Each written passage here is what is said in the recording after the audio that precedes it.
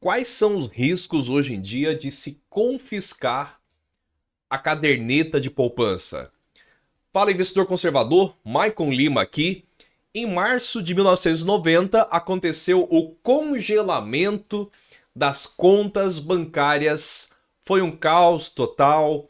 As pessoas fizeram filas, foram sacar os seus dinheirinhos que estavam poupados. Pessoas tinham vendido imóveis, tinham vendido grandes ativos. O dinheiro estava lá na poupança, que era o investimento mais fácil, mais simples oferecido pelo banco. Só que o que aconteceu? O Collor, na época, como forma de reduzir a inflação, congelou a poupança, confiscou, né, como é falado popularmente. Então, o primeiro ponto que a gente tem que analisar é o seguinte: a poupança foi congelada, confiscada, enfim, retida para ser paga depois, pelo motivo que a inflação estava muito alta. O que é a inflação alta? As pessoas têm dinheiro, estão consumindo, estão comprando, então quem vende os produtos aumenta o preço. Infla, isto é, tudo fica mais caro. Nos dias de hoje, voltando agora a 2023, nesse exato momento, a inflação está controlada. Até porque o confisco da poupança naquela época não deu certo. Então, o motivo maior do, popularmente falando, plano Collor, de confiscar a poupança era para reduzir a inflação. Ora, esse mesmo motivo não pode ser alegado hoje. Eu sei que tem gente que vai dizer, vão alegar qualquer motivo, enfim. Mas vamos pensar racionalmente. Porque emocionalmente a gente pode falar várias coisas. Pode falar isso, pode falar aquilo, pode falar que pode falar que não pode.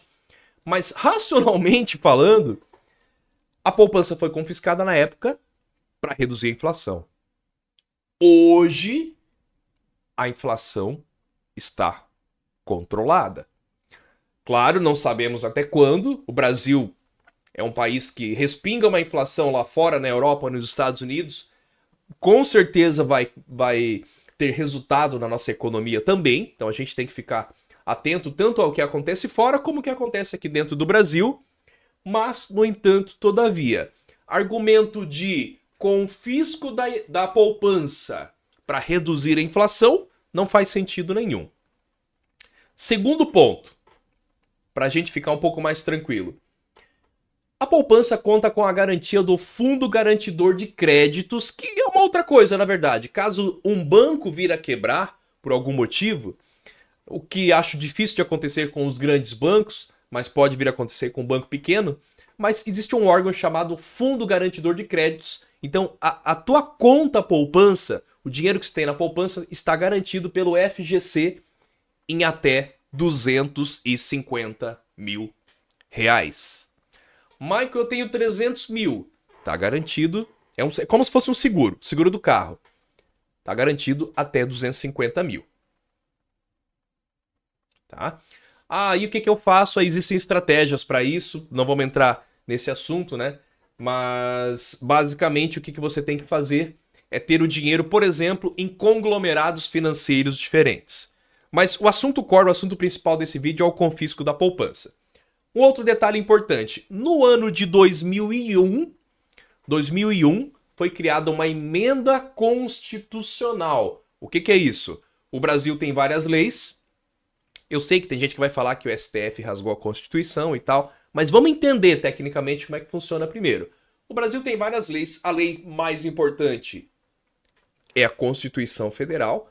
Para ela ser alterada, existe um rito mais difícil, ou seja, é mais difícil de alterar a Constituição Federal do que uma outra lei. E a Constituição Federal, através da emenda 32 de 2001, foi alterada para o seguinte, eu vou resumir, vou falar com minhas palavras. É vedada a edição de medida provisória sobre detenção ou sequestro de bens de poupança popular ou qualquer outro ativo financeiro. Ou seja, o presidente da República tem muito poder com a medida provisória. Ele vai lá, cria uma medida provisória, uma lei, e aquele negócio lá já começa a valer. Aí tem um prazo para passar pelo Congresso ali e tal. Mas através de medida provisória, né? Porque o que o Collor fez? Ele decretou o chamado Plano Collor através de medida provisória. Quando o presidente vai lá e cria uma medida provisória, aquele negócio está valendo, né, já está valendo, então ele não passa pelo Congresso Nacional, não passa pela Câmara, pelo Senado, aí não tem as discussões e a gente acaba nem sabendo. O presidente simplesmente, não estou dizendo que isso é ruim, mas estou olhando do ponto de vista aqui da poupança, simplesmente cria aquela medida provisória e o negócio, né, ele tem um poder gigantesco com a medida provisória. Porém, de acordo com a EC 3201, ou seja, de acordo com a Emenda Constitucional 32 de 2001, que eu falei para você aqui, né? Não pode, de novo, isso acontecer através de medida provisória. Ou seja, o sequestro, a detenção... Sequestro é a palavra forte, né? Mas, de fato, eu acho até foi o que aconteceu. O sequestro, a detenção, enfim, reter valores de poupança não pode acontecer através de medida provisória. Parênteses, é claro, o governo naquela época reteve os valores, depois ele devolveu parcelado, depois de um tempo, com juros. Embora ele tenha devolvido, claro que não faz sentido pegar o dinheiro da galera, né? E, enfim, aconteceram coisas horríveis, pessoas acabaram tirando a vida por causa disso. Dito tudo isso, o que a gente tem que ficar mais atento hoje, na minha opinião?